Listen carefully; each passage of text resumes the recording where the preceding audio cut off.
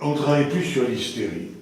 C'est-à-dire qu'on a nommé quelque part les différentes difficultés de la personne de façon différente. Et les temps ont changé.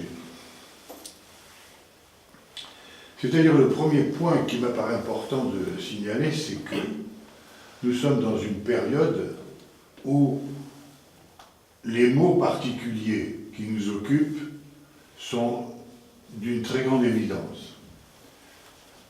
C'est-à-dire, au premier lieu, il s'agit de la dépression.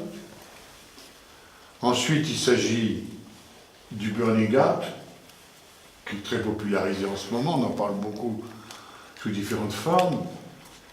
Et à mon sens, le mal contemporain le plus répandu, c'est le deuil non accompli. Donc voilà un petit peu le regard que je vous propose d'emblée, c'est-à-dire voir un petit peu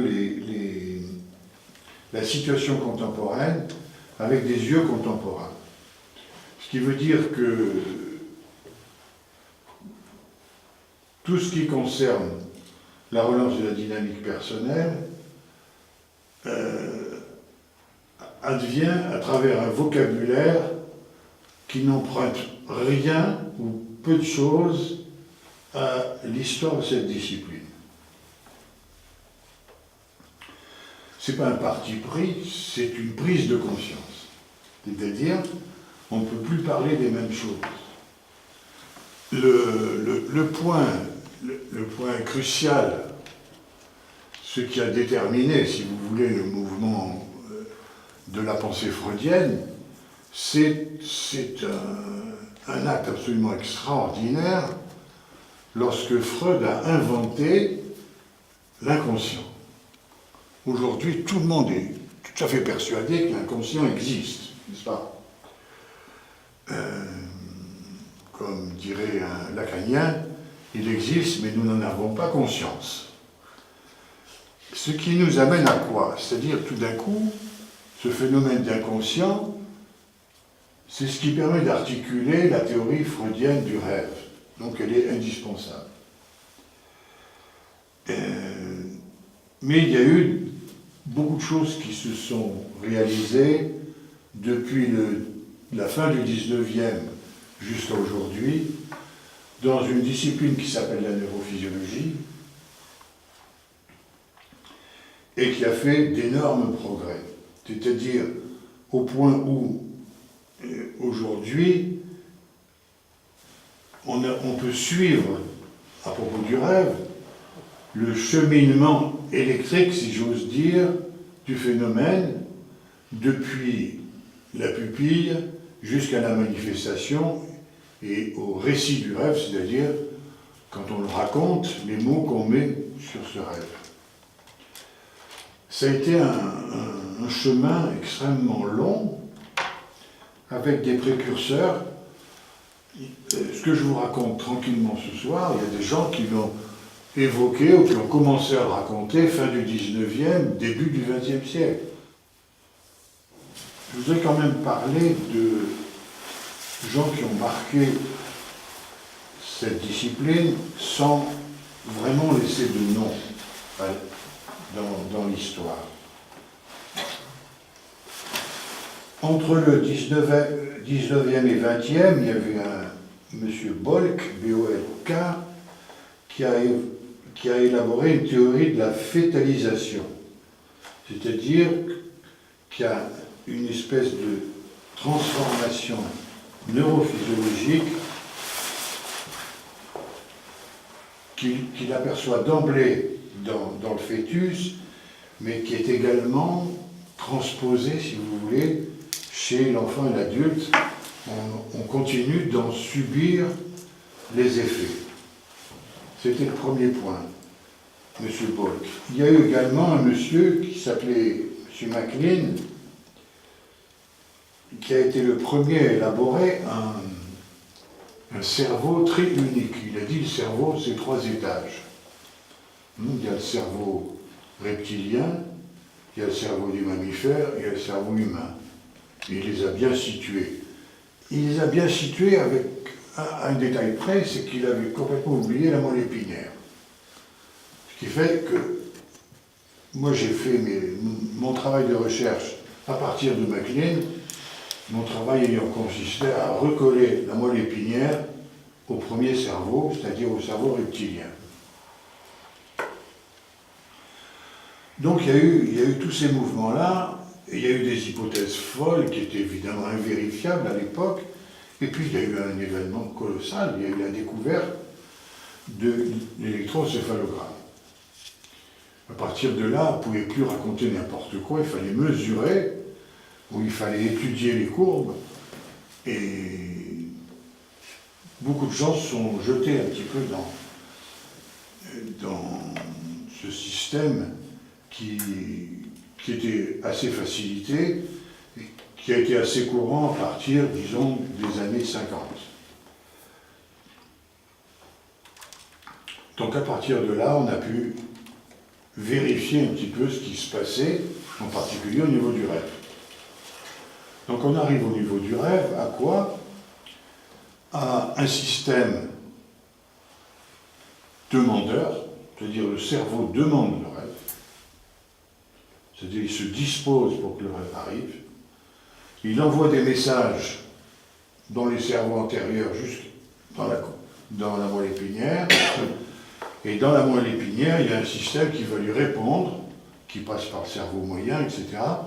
C'est une espèce de vibration, de message électrique qui va solliciter le cortex, et dans le cortex, c'est ce qu'il va dire, il va dire j'y comprends rien, cette histoire. C'est une sonnerie, c'est une vibration. Donc, il va l'habiller, cette vibration. L'exemple qui me vient maintenant, que je regrette d'avoir pas eu plus tôt d'ailleurs, est le suivant. Essayez d'imaginer que vous avez les yeux fermés et que vous écoutez une musique. Cette musique, vous ne la connaissez pas. Faisons l'expérience tout de suite. Voulez-vous? Fermez vos yeux, vous entendez une musique bizarre.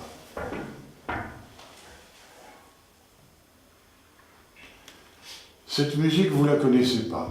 Donc vous allez inventer quelque part son origine, sa qualité, ce qu'elle veut raconter, ce qu'elle raconte.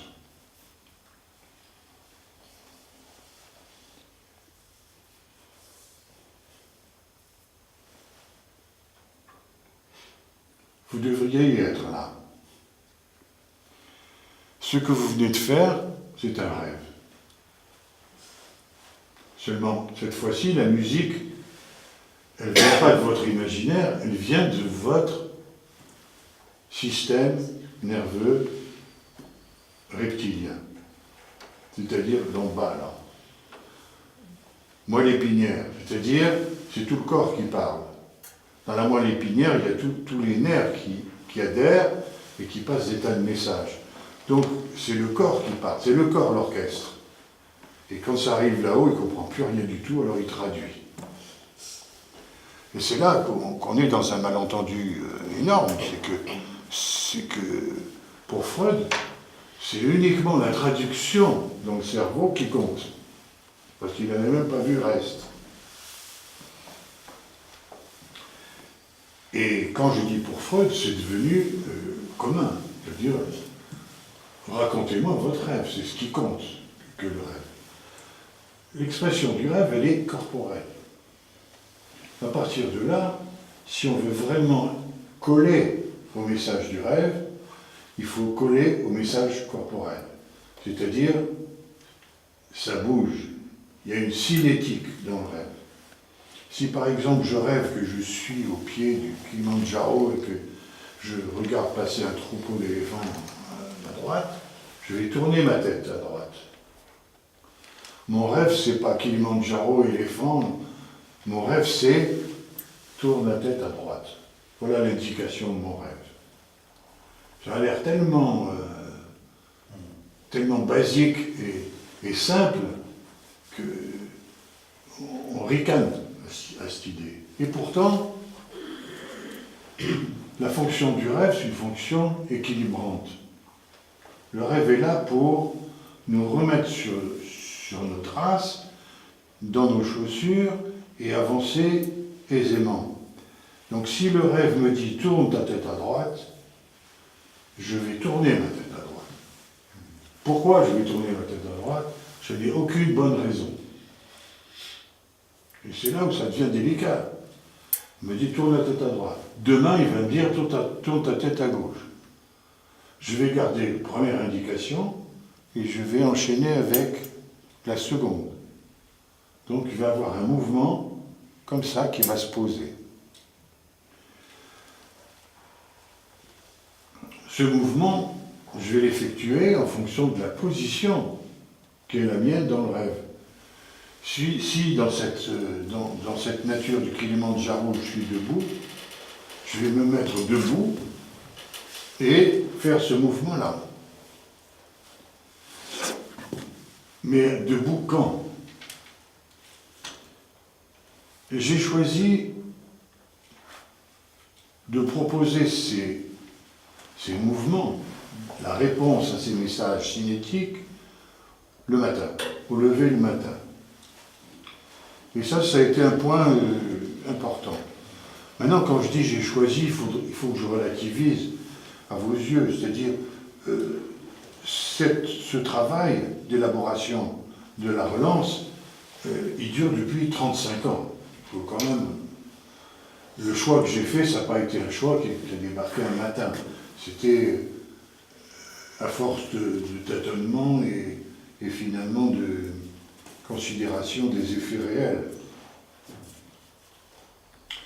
Ce qui fait que je suis parti du principe que le rêve allait dicter, le rêve et d'autres types de messages que j'évoquerai vraisemblablement, allait dicter à la personne le chemin de son mieux-être et de son devenir. À partir de là, toutes les situations, la personne vient et me donne son état, quel que soit cet état. Si c'est un état de fatigue ou un état de dépression, n'importe quoi, bon, j'écoute tout, je prends tout, et ensuite on en arrive au message, au rêve. Et au moment où la personne me parle de ses rêves, je dis la réponse à votre état, c'est au matin, si j'ai eu le rêve que je viens de vous décrire, donc une fois que vous êtes en position debout, c'est ce mouvement de la tête qui doit vous occuper, parce que vous avez un rêve ici, un rêve là. Ce n'est pas une position, c'est un mouvement. Et ce mouvement, la personne va l'accomplir le matin, tous les matins. C'est-à-dire, elle se met en route, le mouvement est là, et comment ce mouvement va-t-il cesser? De plusieurs façons différentes, ou bien la personne en a marre, à ce moment-là, elle se met en route et elle entame sa journée, ou bien, à un moment donné, la personne qui est en position debout va être entraînée à faire un premier pas, comme une sorte de réflexe. Comme le réflexe ambulatoire, bien connu chez le bébé quand on cherche à voir si son système nerveux fonctionne bien. Donc on est entraîné par ce réflexe ambulatoire. Les réactions que chacun a au début, c'est quand il y a ce réflexe ambulatoire, premier réflexe suivant, c'est de rectifier, de dire non, non, je ne bouge pas. Pourtant, il faut se laisser aller. C'est-à-dire même cette réponse au message, elle a un temps donné, et une fois ce temps accompli, ce n'est pas la peine de le prolonger. Il faut le renouveler vraisemblablement, mais prolonger. Ensuite, ce premier mouvement qui est là, va être quelque part animé à partir d'autres messages.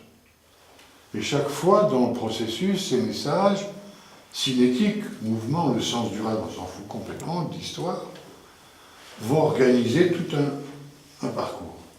Donc ce parcours peut occuper la personne dans toutes les positions possibles, c'est-à-dire allongée, accroupie, assise et debout. Et il se trouve que ces 4 positions possibles, c'est celles qui occupent le lever le matin. On est d'abord allongé, on s'accroupit, On s'assoit parfois au bord du lit, des fois on jaillit comme un diable. Enfin, en général, on s'assoit, et ensuite, position debout avant de se mettre en route. Ce qui fait que l'indication de faire ce mouvement le matin m'est venue un peu naturellement. Et c'est ensuite les résultats constatés qui m'ont conforté dans l'idée que c'était là qu'il fallait que ça se passe. Donc on est parti du message du rêve, je suis arrivé au mouvement. Le mouvement, c'est ce qui amène la personne à, quelque part, bouger, aller dans le sens de quoi. Et ça, c'est le premier point. Les choses ne se font pas de l'extérieur. Je précise. La personne qui vient est en souffrance, en général. Le premier point, c'est son désir de ne plus y être. Ce qui va très bien. Mais le point le plus important, c'est d'accepter l'état de non-souffrance. C'est-à-dire, la personne va mieux, qu'est-ce qui la vient d'elle? Vous serez peut-être surpris, la réponse n'est pas toujours évidente. Un des premiers cas que j'ai eu à traiter dans cette direction, c'est un cas de maux de tête chronique chez une jeune femme de 35 ans. Quand je lui ai posé la question, elle m'a dit « je ne veux plus mon mal de tête ». J'ai dit « très bien, on va essayer d'y travailler, etc. » J'ai dit « question subsidiaire, qu'est-ce qui va vous arriver si vous n'avez plus le mal de tête ?» Elle a fait « c'était pas possible ». Donc on a travaillé sur à quoi vous sert le mal de tête. Et il y en avait des prétextes pour garder son mal de tête, la malheureuse. Donc il a fallu travailler à quoi? À un objectif de changement. C'est-à-dire, si elle n'a plus son mal de tête, c'est plus la même femme dans le rapport au monde, d'abord dans le rapport à elle-même, et dans le rapport au monde. Donc il a fallu travailler cet aspect de désir de changement. Quand elle a accepté le fait qu'elle pourrait être différente et agir différemment à des tas de niveaux, privé, professionnel, sexuel, tout le reste, à ce moment-là, le travail a pu commencer. Je ne commence le travail que lorsque il y a un désir de changement qui est clairement évoqué. Sinon, il n'y en a pas. Donc, vous voyez, ça c'est une des conditions fondamentales, c'est-à-dire, désir de changement, il faut qu'il soit là.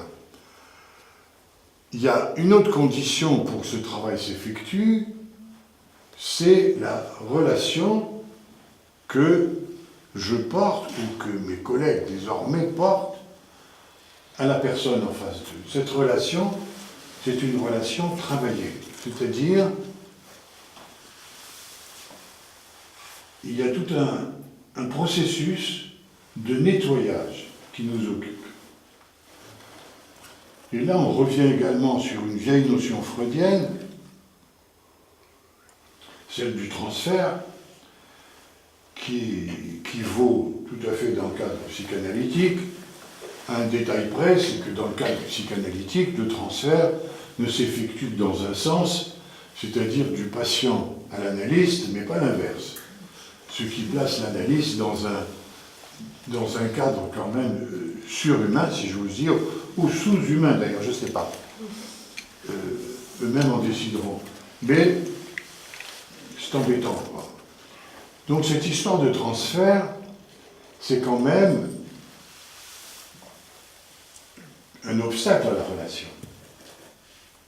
Si je regarde ce monsieur en face de moi et qui me rappelle l'image de quelqu'un que je connais, que j'ai connu il y a 25 ans dans les Djebel, et qui allait chercher de la flotte le soir, c'est pas lui que je vois. Je suis pas en face de lui. Donc il faut que j'élimine cette image que je viens de rappeler pour le voir. Je me déprends de cette image. Cette opération s'appelle la déprise. Donc je lui dis, ou je pense, vous n'êtes pas le sergent-major Abdallah Ben Mohamed, Vous êtes un vrai Breton, et je... Vous m'excusez. Il y a quelque chose d'étonnant avec cette opération. C'est que lorsque je fais cette opération, que je fais tout le temps, que je répète parfois à chaque rencontre, même avec des gens que je connais depuis longtemps, la réaction en face de moi est du même ordre. Surtout la première fois. Ce qui s'est passé dans le cas de Madame H, pour ceux qui l'ont lu, c'est que au moment où j'évoque, moi, Elisabeth, elle évoque son vieil oncle, c'est ça. Elle évoque son vieil oncle en disant « Vous n'êtes pas mon vieil oncle ». Au moment où je fais l'effort de dégager l'image, c'est comme si, sans rien dire, je proposais à l'autre d'en faire de même. Et à ce moment-là, on est plus dans la rencontre. Pourquoi plus dans la rencontre? Parce que, tout à l'heure, je parlais des 3 cerveaux. Il est évident que c'est le cerveau le plus archaïque qui fait le boulot, mais il y a un cerveau contemporain qui, lui, est très occupé. C'est-à-dire, l'essentiel de notre activité psychique, c'est de comprendre. Donc on essaie de comprendre. Donc si je vois tout de suite ce monsieur, je vais comprendre le cas de ce monsieur que je ne connais pas à travers le cas de quelqu'un que j'ai connu il y a 20 ans. C'est évident que je suis à côté de la plaque tout de suite. C'est pas le même, c'est pas parce qu'ils ont les mêmes lunettes qu'ils ont les mêmes problèmes, donc je suis à côté de la plaque. Donc, première condition fondamentale, l'objectif de changement. Seconde, il faut que moi je nettoie la place. Pourquoi? Pour pouvoir l'entendre. Mais l'entendre non pas au niveau des mots qu'il va prononcer, mais au niveau des messages qu'il va laisser apparaître, et en particulier le message onirique. Il y en a d'autres. Les messages, il y a les messages corporels, la personne qui vous raconte un rêve en bougeant d'une façon ou d'une autre, qui vous raconte les différentes positions qu'elle occupe. Tous ces messages, on les intègre dans ce que j'ai appelé tout à l'heure le mouvement. Et ce mouvement se poursuit. Après une gorgée d'eau.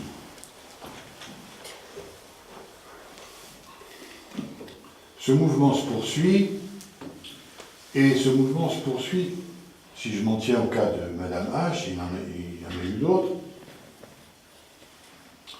à la difficulté à l'admettre, qui est tout à fait normale et naturelle. Et elle me parle des difficultés qu'elle a au boulot, et je lui dis tournez la tête à droite. Faut être solide à un moment donné, hein, pour entendre ça. Elle commence par appeler ça votre exercice. C'est comme si je lui indiquais quelque chose de l'extérieur. Elle finit par l'intégrer comme quelque chose à elle, au point où, à un moment donné, ce même message onirique qu'elle arrive à lire maintenant, elle l'intègre au mouvement sans en parler.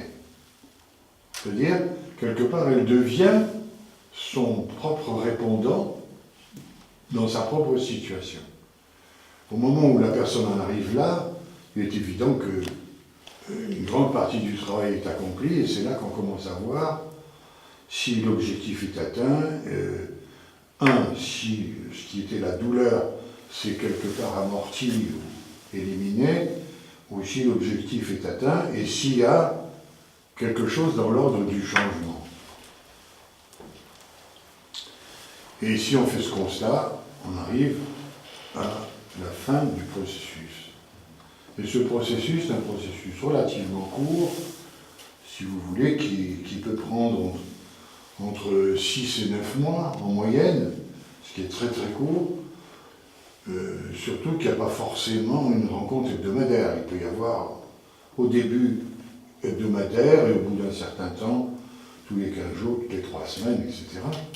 Donc on peut le classer, si vous voulez, parmi les thérapies brèves. Donc voilà un petit peu le principe de ce travail. Nous passons aux questions.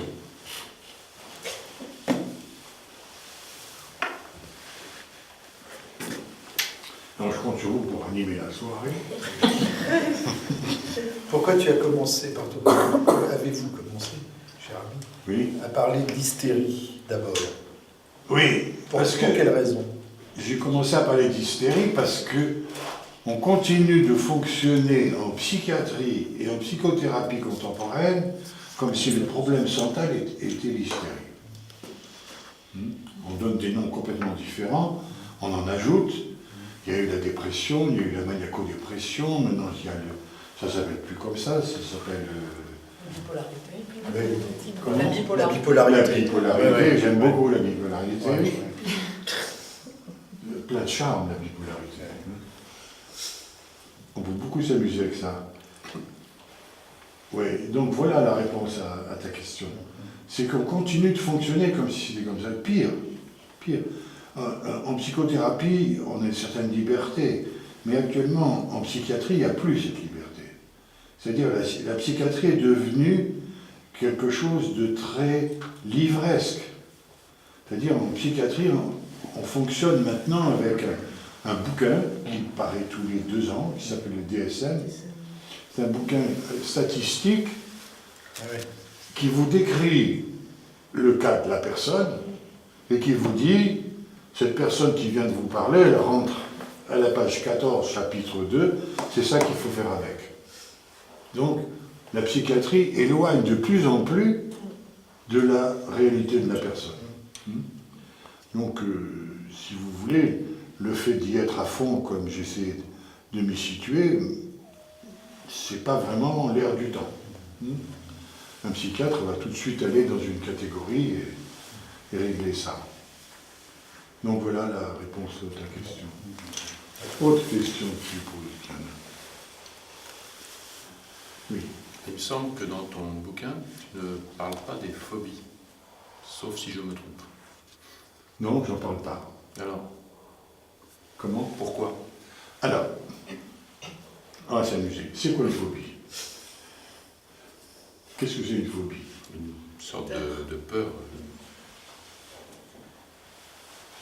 C'est-à-dire la personne viendrait me voir en disant quoi? Qu'elle était phobique, j'ai peur de... Ouais. Des araignées. J'ai peur des araignées, je travaille ça à la maison, j'ai peur de l'ascenseur, j'ai peur de ces choses-là. Donc, on travaille, là, la première chose, il n'y a pas le qualificatif de phobie. Ah. Ça, c'est déjà dans l'ordre psychiatrique. Ah, d'accord. Et je travaille exactement comme si elle me disait j'ai mal à la tête. Je le prends comme la difficulté de la personne, mais je ne la catégorise pas. Donc, on peut travailler sur les phobies, effectivement, pour prendre le vocabulaire. Après, Jean, tu opposes la déprise au transfert, c'est ce que tu disais tout à l'heure. oui, La déprise, l'intérêt est pour qui? Pour le praticien ou pour la personne qui vient te voir? l'idée pour la relation. Si la déprise s'opère, le praticien va avoir un regard beaucoup plus ouvert sur la personne en face. Donc c'est la relation qui y gagne. Et si la relation y gagne, c'est le patient qui y gagne dans son processus. Maintenant, il y a un autre aspect d'une réponse que je peux te donner à ça. Si par exemple je suis dans une situation et que j'oublie cette déprise, je vais être barré, c'est-à-dire je vais être empêché de voir l'autre. La situation va m'apparaître lourde. Ce que je vais ressentir, c'est ce qui est associé à l'image que je ne mets pas en évidence. Donc je peux, si cette image ou cette personne qui me revient, c'est quelqu'un de lourd, je vais en pâtir. Donc j'ai intérêt pour mon hygiène personnelle à également faire cette déprise. Je pose ma question autrement. La déprise est une étape nécessaire, c'est-à-dire même si tu ne vois pas d'association, la personne que tu as en face de toi, quelqu'un que tu connais, tu la crées? Il y a toujours une association. Dans le travail de déprise, c'est un travail multi-quotidien. Il y a le moment où la personne est en face de toi et tu la regardes et tu dis, pam, c'est machin ou c'est un tel. Et des fois, tu regardes et tu dis, c'est personne. Et ce personne, il faut le remettre en question. Parce que si à un moment tu dis c'est personne, et au moment où la personne s'en va, tu te sens un peu lourd et contrarié, c'est qu'il y a quand même quelqu'un qui est là et que tu veux pas ramener en surface. Donc moi, ce que je faisais auparavant, ce que je fais plus maintenant, je le fais en séance, mais auparavant, quand j'arrivais pas à trouver cette image immédiatement, je le retravaillais tout seul. Le jour même ou le lendemain matin, je retravaillais ça tout seul. Et on y arrive souvent par étapes. C'est très bizarre.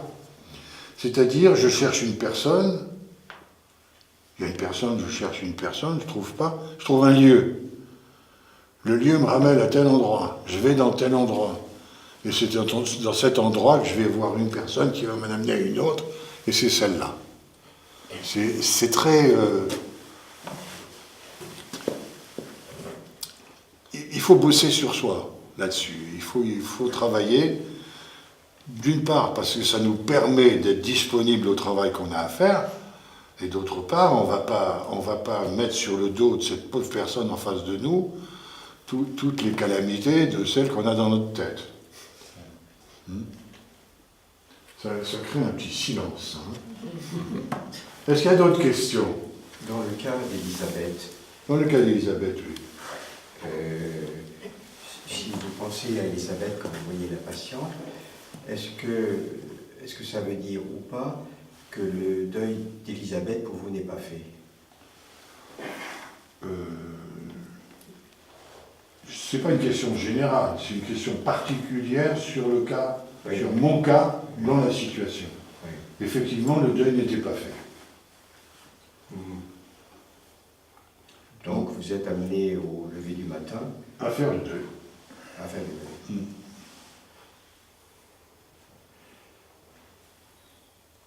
Voilà. Après. Ce qui m'a intéressé, enfin, surtout au début de ton exposé, c'est la manière dont tu interprètes, enfin,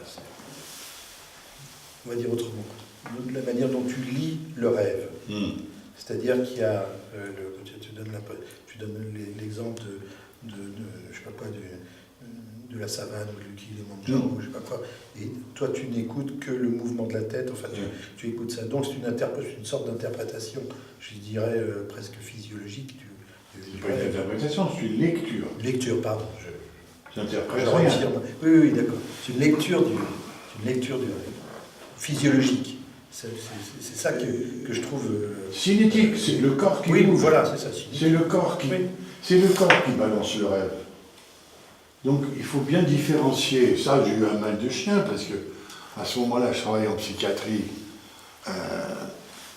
Je différenciais le rêve, cette cinétique, du récit du rêve. Alors que les gens parlaient en général du rêve comme uniquement le récit. Et je disais, non, c'est pas ça le rêve. Alors c'était très difficile de... Ensuite, j'ai pu justifier quand je travaillais avec les gens. Et puis, il y a aussi tout le truc, les gens qui viennent et qui vous disent, j'ai un rêve intéressant. L'histoire est intéressante. En général, souvent je réponds en disant, ah oui, ça bouge, racontez-moi. Ou bien, ce que j'ai fait aussi une fois avec une personne qui venait de la psychanalyse et qui poursuivait quelque part sa psychanalyse avec moi, à mon corps défendant, elle me dit, j'ai un rêve intéressant. Et j'ai dit, mimez-le. C'est-à-dire, quelque part, j'ai interdit de parler. Et j'ai assisté à un ballet. C'était fantastique. Il dit, il était très intéressant votre travail. Et elle a repris complètement ça a été le départ un peu de son travail d'ailleurs, ça a été cette espèce de chorégraphie que j'aurais lui indiquer, puis l'histoire, j'en ai pas entendu un seul mot. Donc au début n'est pas le verbe, quoi. Non, le verbe c'est à la fin pour se rassurer. Mais même, c'est hyper classique, je peux en faire l'aveu quant à moi. Moi je vois des phénomènes se dérouler, je les laisse se dérouler, parce que je n'ai pas le droit d'y toucher, ils se déroulent, et puis après la personne s'en va, je me dis mais qu'est-ce qui s'est passé là?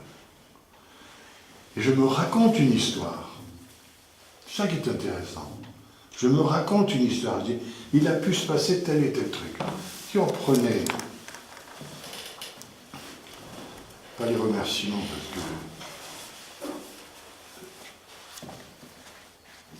à un moment donné, à la fin du bouquin, je parle des 3 plans de la réalité de la personne. L'histoire, la préhistoire, que je confonds avec la vie intra-utérine, et la proto-histoire, qui est tout ce qui précède, y compris l'évolution depuis la cellule originelle. Vous voyez le travail? Ça fait... Le montage que j'ai à faire à partir de ces données, c'est immense. Et parfois, ce que je vois se dérouler, ou j'ai l'impression que je vois se dérouler, ce que je me raconte, parce qu'il faut rassurer le cortex. Je me dis, elle est dans telle phase prénatale, en train de récupérer une période qu'elle a loupée. Je me le raconte. Mais j'en fais pas une théorie. Je me le raconte. Je ne suis pas dupe de mon besoin de comprendre aussi. Maintenant, parfois j'arrive à me convaincre. Mais bon, on passe. Autre chose. Mais même Madame H a besoin de comprendre. Madame H a besoin de comprendre. Alors là, je n'explique pas. C'est pas gentil, mais je n'explique pas. Et parfois, j'ai fait un travail avec un jeune homme un été et un automne où il y a eu toute une situation de deuil de placenta.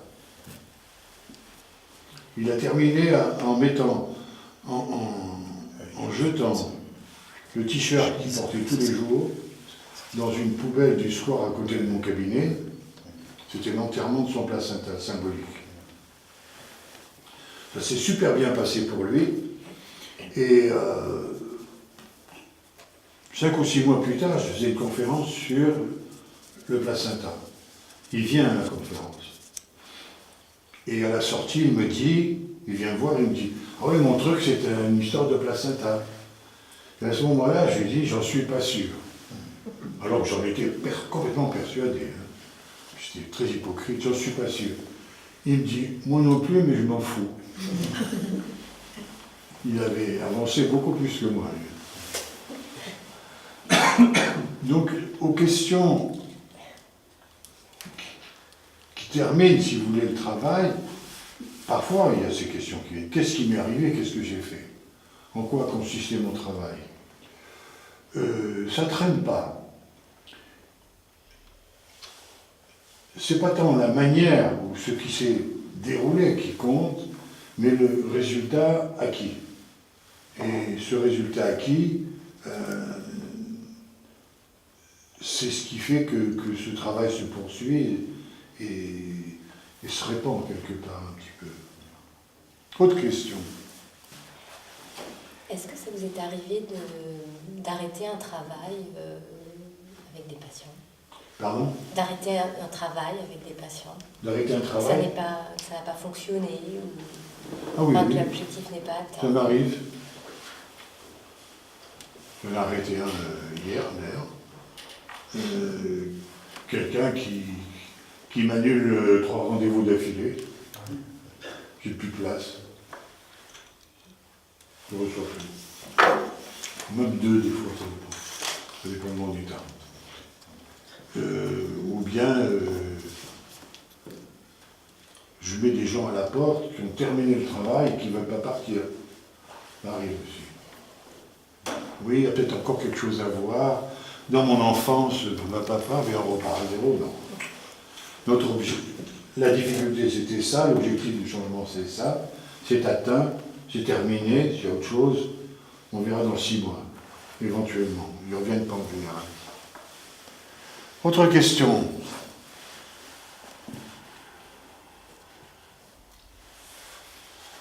Non, mais une personne qui dirait ah bah oui mais j'ai encore autre chose, elle peut revenir plus tard. Oui, elle peut continuer exactement le même travail. C'est-à-dire qu'au moment où le travail se termine, le mouvement ne se termine pas pour autant. C'est-à-dire que la fin du travail idéal, c'est le moment où la personne est capable d'entendre ses propres messages, de les percevoir et d'y répondre. Au moment où elle les reçoit et elle y répond elle-même, elle a plus besoin de moi. Donc il peut y avoir d'autres difficultés de la vie, et il y en aura, qu'elle va résoudre avec des variations de son propre mouvement à partir de ces différents messages.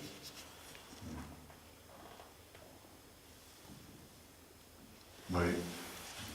Ouais, ça responsabilise. C'est embêtant, ça. La base du travail est uniquement sur la cinétique dans les rêves. Pardon ? La base de ton travail est uniquement sur la cinétique dans les rêves. C'est-à-dire que tu ne te penches que là-dessus? Non. Il y a j'ai parlé du message du rêve parce que c'est plus facile, c'est le plus spectaculaire. Et en même temps, il tranche avec toutes les approches du rêve existantes. Mais il y a les messages, il y a des messages répétitifs dont, par exemple, la personne me parle et elle prend elle a des mouvements de tête ici, ou elle se tient comme ceci. Donc, le message immédiat qui est dans le discours ordinaire, qui n'est pas dans le rêve. Ensuite, il y a l'évocation des douleurs ou des charges. La personne me dit, par exemple, j'ai une douleur à l'estomac. C'est un message.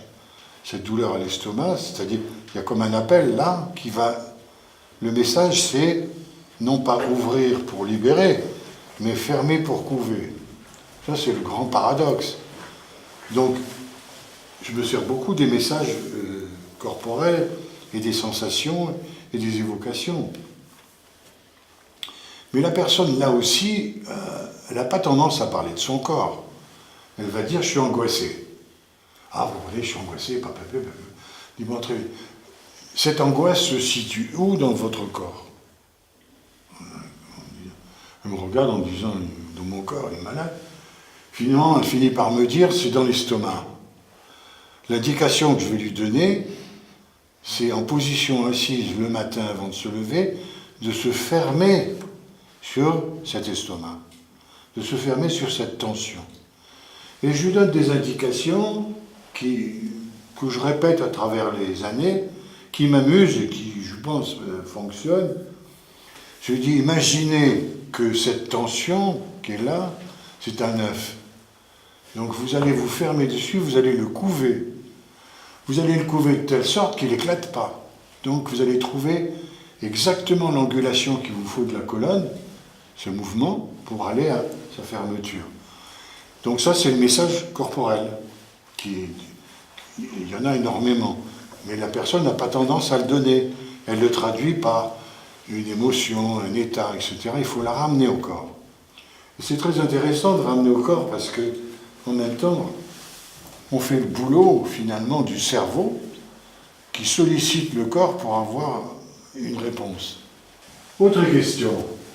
Dans la partie 3, là, sur la relation, tu parles des premiers moments du face-à-face. Et après, tu fais référence à Nietzsche, au réflexe de crainte. Oui. Non, pas de crainte, de défiance. De crainte. De crainte ou de... de peur, de crainte, peu importe. Alors, est-ce qu'il peut y avoir un réflexe de confiance? Enfin, quelle est la part, tu vois, de la défiance ou de la confiance dans ce... Le réflexe de crainte, Nietzsche l'évoque 60 ans avant Freud. Ouais. Freud a lu Nietzsche de A à Z. Il n'a rien vu, ou il a vu ce qu'il voulait voir. À partir de là, le réflexe, c'est quoi? Le réflexe de crainte, c'est que chaque fois qu'on est face à quelqu'un, on craint, on a peur. Donc cette peur, on va la combler en essayant de comprendre qui est l'autre. Moi, si je ne connais pas cet individu, j'ai une image qui va se mettre dessus et il me rappelle quelqu'un que je connais.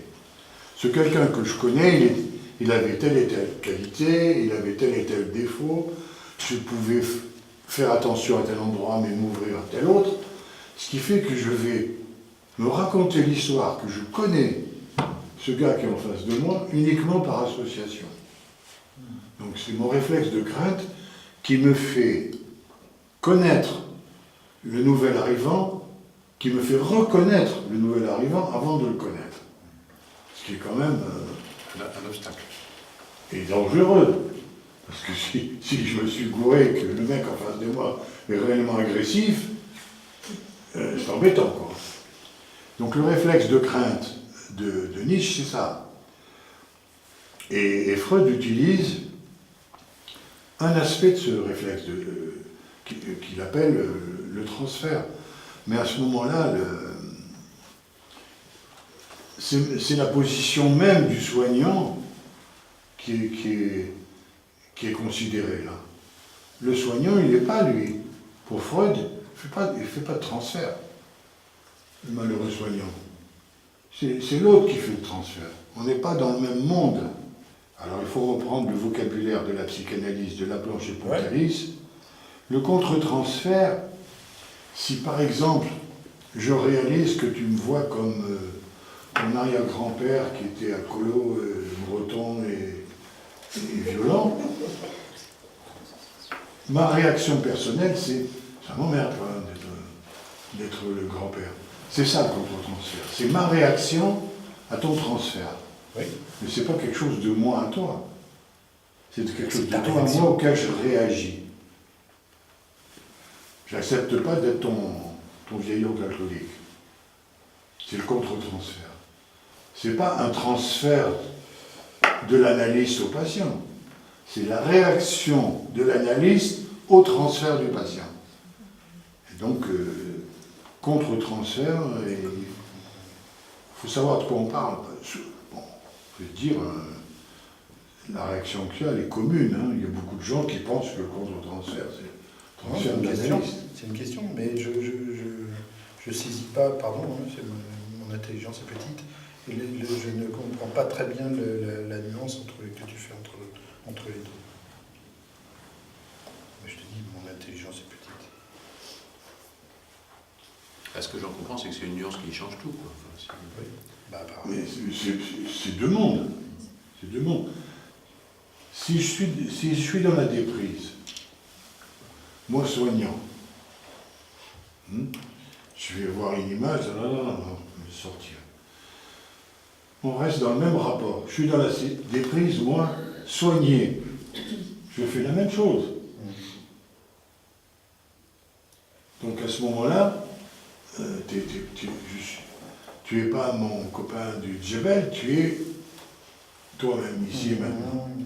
Et je t'appelle par ton Oui, nom. je comprends ça. Bon. Donc ça joue dans les deux sens. Il faut vraiment que ça joue dans les deux sens. Et ce que je trouve merveilleux en circonstance, c'est l'avènement souvent immédiat de l'image chez la personne, alors que moi je le fais silencieusement. Il y a des fois je le fais en voix haute. Je regarde, si vous me rappelez, des fois je fais rien. Je regarde, et je me dis à moi-même, ça n'est pas machin ou un tel. Au moment où je me le dis à moi-même, l'autre me dit, mais vous me rappelez machin. Ça, je trouve ça, je ne sais pas à quoi ça tient, je n'ai pas d'explication. J'espère qu'il n'y aura pas de questions là-dessus. Pour rester sur la déprise, Jean, c'est une attitude dynamique, la déprise, parce qu'au fur et à mesure de tes rencontres, tu peux voir une autre personne que la première personne que tu avais fait au départ. Absolument. C'est dynamique, c'est-à-dire, en fait, ça questionne quoi? Ça questionne mon propre équilibre. Mais au-delà de ton équipe, je pense que ça conditionne aussi une sensibilité à ne pas prendre le cas de quelqu'un d'autre en disant tiens, mais c'est exactement la même chose que Madame X. Ah oui. Le plus gros danger dans ce boulot, et je le dis en formation, c'est quand on a quelqu'un de nouveau en face de nous et qu'on se dit ah ouais, ça je connais, j'ai déjà vu. Et on se plante à tous les coups. Parce qu'on ne l'a pas déjà vu. Il n'y a pas deux cas semblables. Donc c'est, si vous voulez, tout à l'heure je parlais du DSM, cette espèce de bouquin qui explique tout et qui donne des recettes. Cette attitude qu'on développe avec la déprise, c'est l'absolu opposé du DSM. Il n'y a pas deux cas semblables. Et là, ils en mettent des centaines de semblables. Ce qu'on a du mal à comprendre, si tu veux, mais bon, quand on n'est pas du domaine, hein, peut-être que d'autres comprennent plus facilement, mais c'est qu'est-ce qui permet de dire que la déprise existe et pas garantie, mais enfin disons... Et réalisé. Oui, voilà. Réussi entre guillemets. Tu vois ce que je veux dire? Oui. Mais est-ce que la déprise, c'est pas une remise en question en fait? C'est s'obliger à faire un pas de côté en permanence pour pas aller dans un mauvais chemin ou... Non. C'est pas une remise en question personnelle du praticien, la déprise aussi. L'investissement personnel. Mais pour répondre d'abord à ta question, moi, quand la déprise s'effectue, j'ai une sensation physique. Ah oui. J'ai ça qui vient. Là, tu le dis pas dans le bouquin. Non, j'ai pas tout mis. Ce sera la suite. Ce sera la suite. La suite, oui. J'ai une sensation physique de ça. Et en même temps, si tu veux, c'est parfois, moi maintenant, mais je l'ai vécu à certaines périodes, dans la recherche de l'image, je me lasse. Ce qui fait qu'à un moment donné, je peux me contenter de quelque chose. D'une image, tout en sachant que c'est pas la bonne. Je me dis, bon, allez, on va faire avec. Ça marche pas. Vous savez, l'idéal de la relation, j'ai revécu encore avant-hier une situation comme ça. Quelqu'un que je ne connais pas, qui se pointe, qui raconte son truc, etc. Et la première réaction que j'ai avant la déprise, ça, ou même après la déprise, c'est de dire qu'est-ce qui lui arrive, quoi. Essayer d'avoir un regard intelligent sur la personne. Et là, je vais au bout avec cette personne-là, qui est une bonne femme, et à un moment donné, je me suis dit, mais je n'ai rien compris. Je ne comprends rien à son cas. Dans toute situation médicale ou thérapeutique, c'est la catastrophe. Pour moi, c'est le summum. C'est-à-dire, au moment où je ne comprends rien, je vais sentir, je vais percevoir, et j'ai perçu. Donc, chaque fois que j'arrive dans cet état de je ne comprends rien, qui m'attriste pendant un dixième de seconde, le moment d'après, c'est je laisse venir et ça arrive. Quand je dis ça arrive, c'est pas un discours intelligent qui arrive. C'est quelque chose de beaucoup plus spontané, qui se développe, et ce développement aboutit à des choses tout à fait étonnantes que j'ai peut-être jamais envisagées auparavant, ou jamais vues auparavant, en termes de messages. Donc c'est vraiment une sensation physique au départ, mais ce moment où on arrive où l'entendement ne fonctionne plus, on est dans une perception supérieure. L'entendement, c'est une réduction de la perception. C'est une compensation d'une perception ratée. On peut se féliciter de nos globes, des globes de notre cerveau, mais il y a quand même quelques...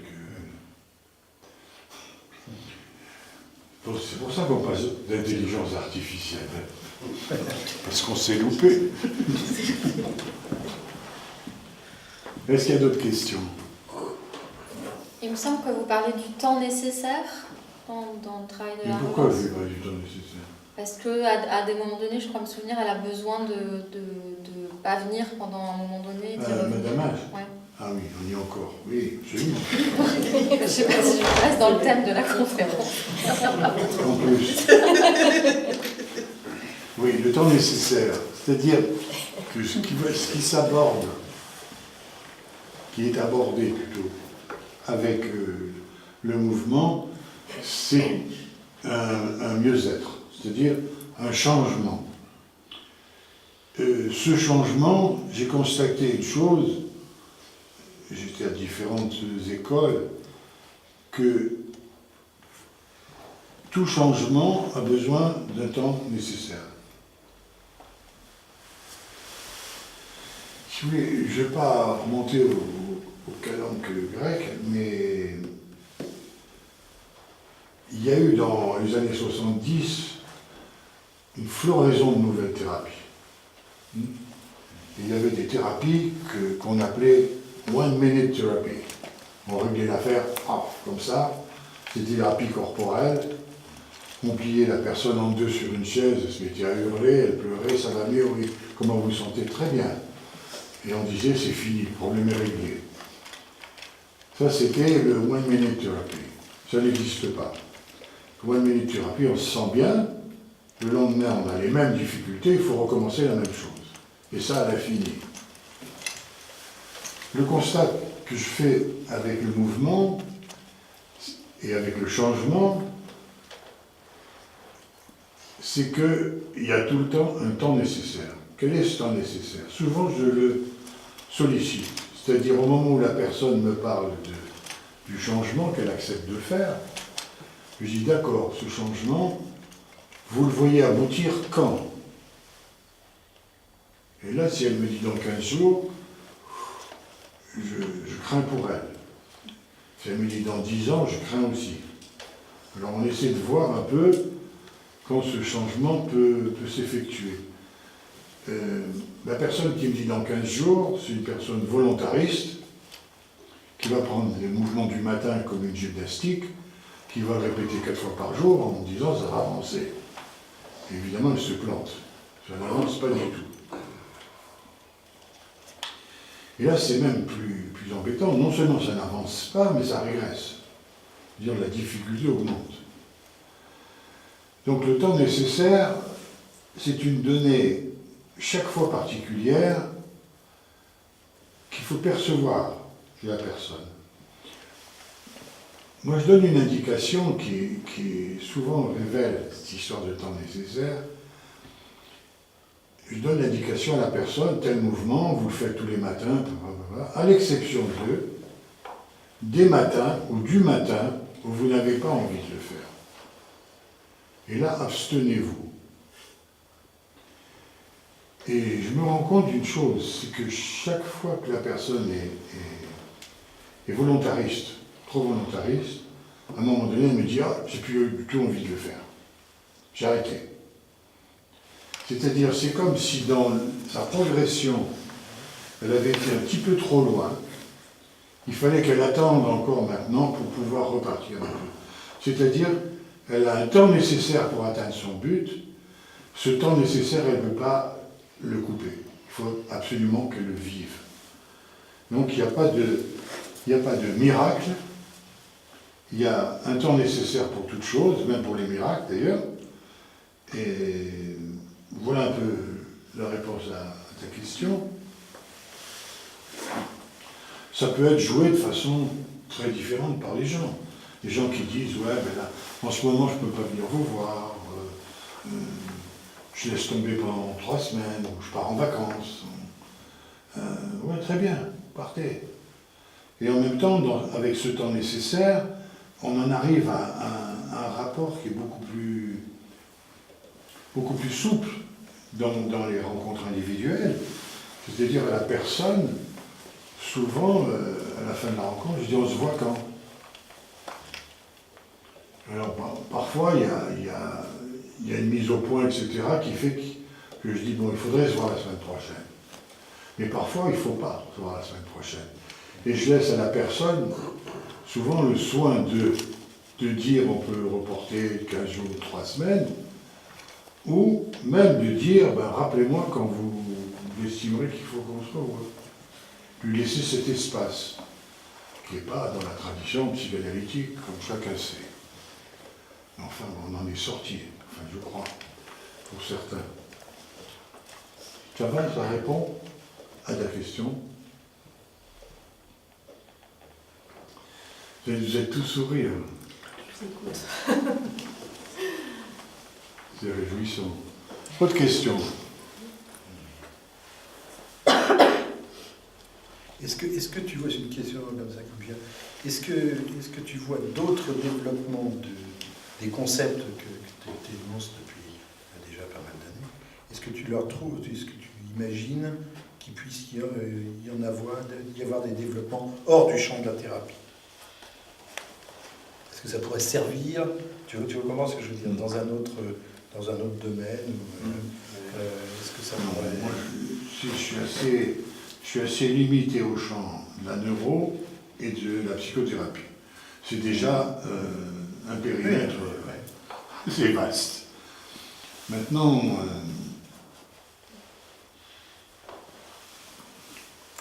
je pense que ce qui se fait en neuro en ce moment va certainement avoir des conséquences sur toutes les maladies de fin de vie, de la vieillesse, etc.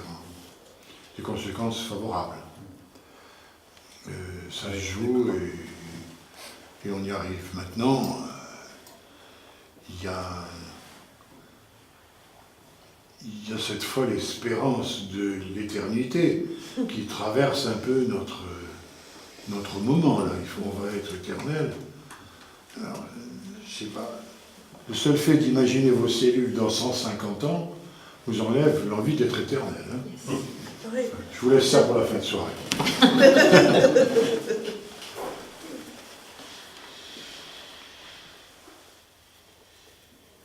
Non, en neuro, il se passe beaucoup de choses.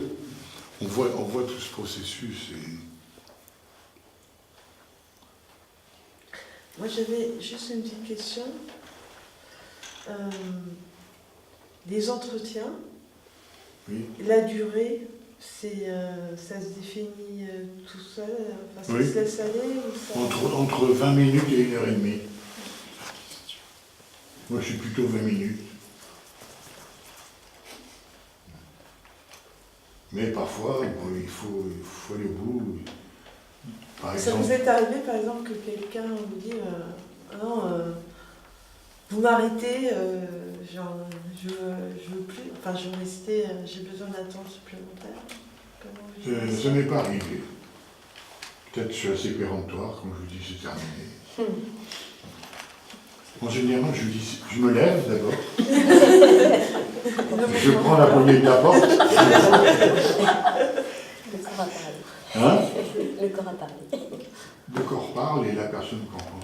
Non, je vais même plus loin. Moi, quand je parlais de temps nécessaire tout à l'heure, il y a un temps vraiment nécessaire, celui qui est de la lecture des messages et de la restitution de ces messages pour le mouvement. Ça, c'est le temps utile. Souvent, le reste, c'est du baratin autour. Donc ça, j'essaie d'éliminer l'aspect trop cognitif. Donc c'est pour ça que je mets un terme au truc. Par contre, quand la personne décide d'une période en disant « bon, je peux rester 15 jours ou 3 semaines sans le revoir », souvent je lui dis « s'il y a quoi que ce soit de particulier, appelez-moi ». Et je lui donne des horaires en général, c'est après 10h30 parce que avant, je suis très occupé à ma gymnastique, je ne peux pas répondre. Donc voilà, donc, je garde ce contact. Mais en même temps, au niveau, il y a le temps utile, il faut faire très gaffe, parce que je peux lui donner un mouvement qu'elle reçoit, et au moment où on va aller à l'explication, si elle la demande, et si je ne fais pas assez gaffe, on démolit ce qu'on a fait précédemment. Donc il faut rester avec l'indication du cinétique, plutôt que l'intelligent.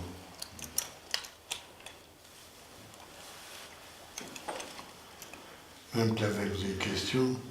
La lecture du message, est-ce qu'elle est toujours évidente? Ah oui, elle est claire. Elle est claire. Ouais, elle est claire. C'est très marrant parce que, bon... Il n'y a pas d'écran, il n'y a pas de déni, il n'y a pas de... Non, bah, c'est-à-dire, si tu racontes un rêve, tu vas dire, je grimpe les escaliers, ou je me penche vers la droite, ou je dirais, qu'est-ce qu'il y a de dramatique à grimper des escaliers et se pencher vers la droite? Tu l'évoques, ça, tu le laisses sortir. Tu ne le retiens pas, ce mouvement, quand tu l'évoques. Donc, à ce moment-là, quel que soit le contexte évoqué, il reste juste la cinétique. La cinétique ne trompe pas. Le discours peut tromper, mais pas la cinétique. Et si la personne ne se rappelle pas des rêves? Ça arrive? Oh, il y a plein de situations. Alors, il y a des personnes qui ne se rappellent pas des rêves. Je leur demande de les raconter quand même. Et souvent, il y en a. C'est amusant, ça. Et il y a des personnes qui inventent des rêves. J'ai travaillé avec une femme jusqu'au bout, et ça en est sorti. Et au moment où on a terminé de travailler, elle m'a dit « Tous les rêves que je vous ai racontés, je les ai inventés. » J'ai dit ben, « Vous avez très bien fait, continuez à l'avenir. » Et ça avait servi exactement. On n'invente pas un rêve. Elle faisait le même travail sans l'impulsion du système reptilien. Et ça marchait. Rêve éveillé, tous ces trucs, on connaît. Hein. Donc, dans le truc des rêves, il y a ça. Mais en même temps, quand il y a une absence de rêve, je fais un travail assez... J'essaie d'investiguer autour de la qualité du sommeil.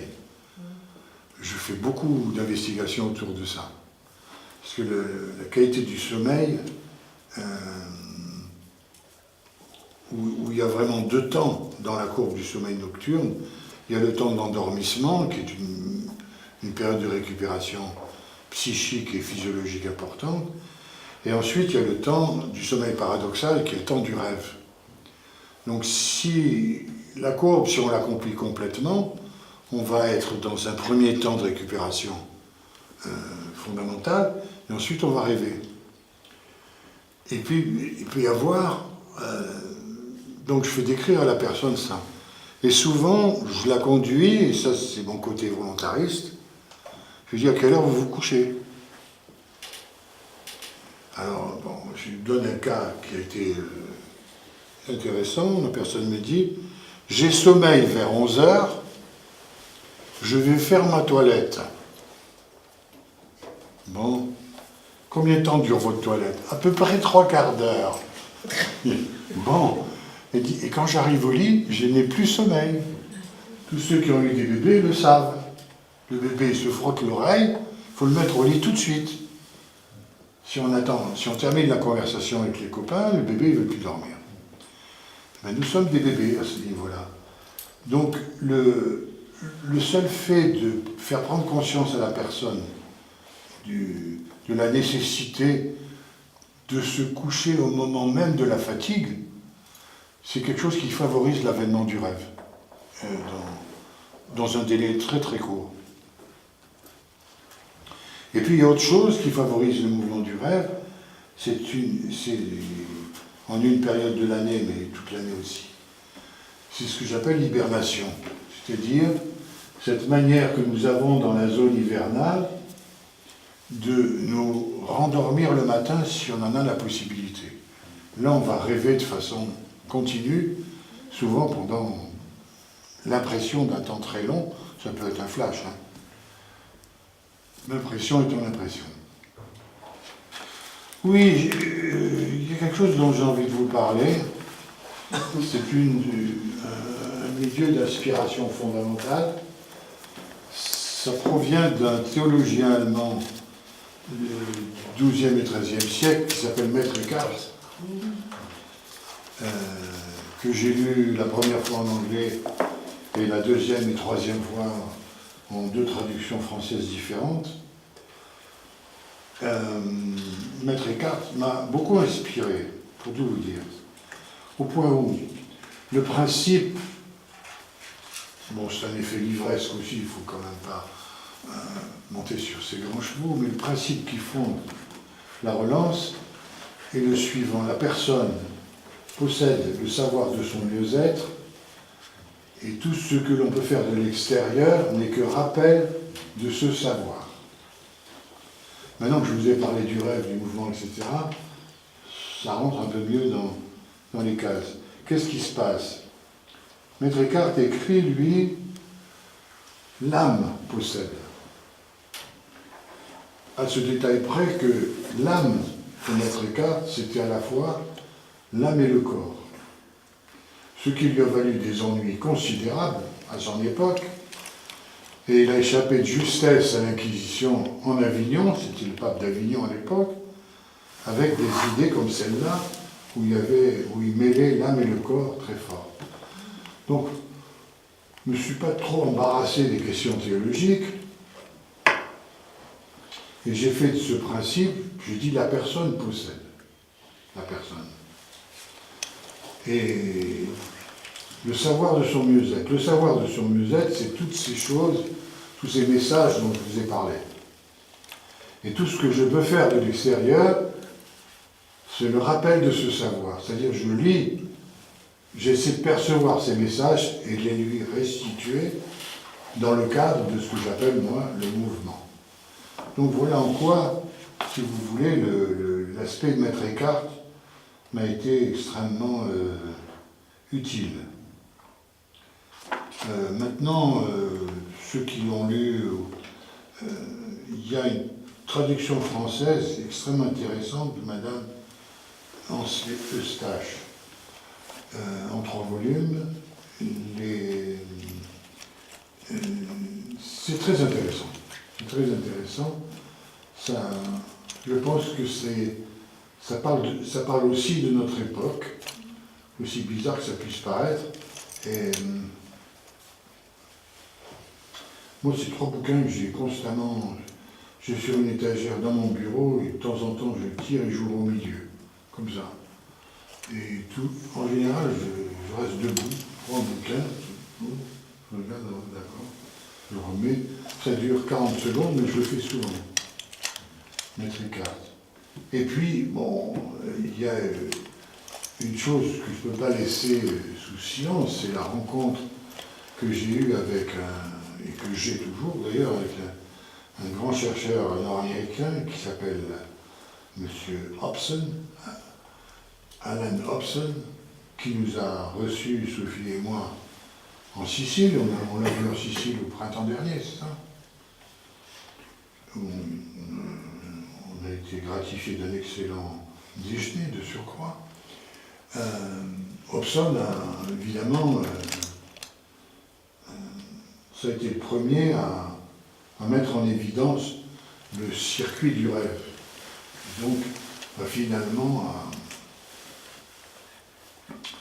à démolir tout l'édifice freudien autour du rêve. Il l'a payé très cher, il l'a payé avec une absence de prix Nobel, ce dont il se fout royalement. Et lors de notre dernière rencontre, je lui ai posé la question, je lui ai dit, comment ça se fait que vous n'avez pas le prix Nobel? Et là, il m'a dit, ah, vous savez, Jean, il y a 1000 personnes qui le méritent. Il est d'une modestie totale. Je trouvais ça très bien. Et M. Hobson est à Harvard en ce moment, il rentre bientôt. Et j'espère que nous le reverrons chez nous ou ailleurs. Et s'il vient à Paris, j'espère qu'il acceptera de nous faire un petit topo. En anglais ou en italien, mais je pense qu'il le fera. Et son bouquin est très intéressant, chez Gallimard. Il a un bouquin extrêmement intéressant, mais c'est quelqu'un qui travaille. On est sorti de là avec une liste de je ne sais pas combien d'articles et de bouquins à lire. On n'a pas été au bout, tu prends un an. Hein. Voilà. Bien, je suis content que vous soyez venus. Ça m'a évité un monologue dans un espace vide. Et en même temps, votre présence m'oblige à articuler, mettre en place, c'est très bien. Et voilà. S'il y a d'autres questions, c'est pas dans le couloir, c'est maintenant.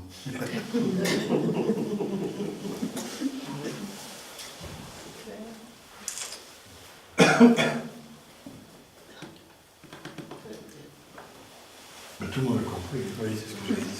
On a tout le monde a... Merci. On a tout. Merci. Coupé.